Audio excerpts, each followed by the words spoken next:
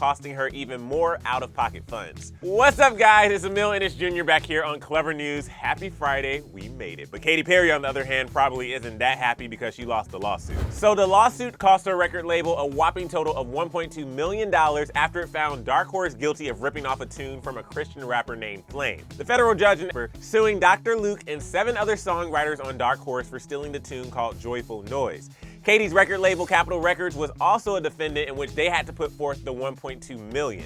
All in all, it looks like Flame will be jetting off on a $9 from all defendants. The jury ordered that Joyful Noise was responsible for 22.5% of Dark Horse's profits. The jury came to the decision after 2 full days of testimony about how much Katy's hit and the album Prism have earned since its release, Katy earning $3.2 million while Capitol brought in $31 million. The same jury then reached a verdict that Katy Perry and her posse improperly copied the Grammy-nominated Christian rap track, more specifically its continually repeated musical rhythm in the middle of the tracks. Here's a quick comparison for you all to hear. First up is Joyful Noise by Flame. And now, Katy Perry's Dark Horse. There's no going back.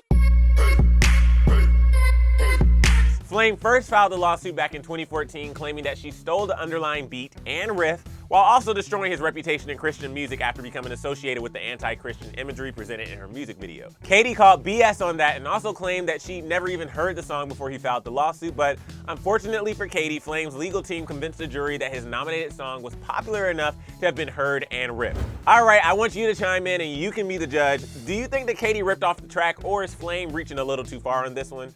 Honestly, it doesn't really matter because he won the lawsuit, but share all your thoughts and opinions in the comment section below.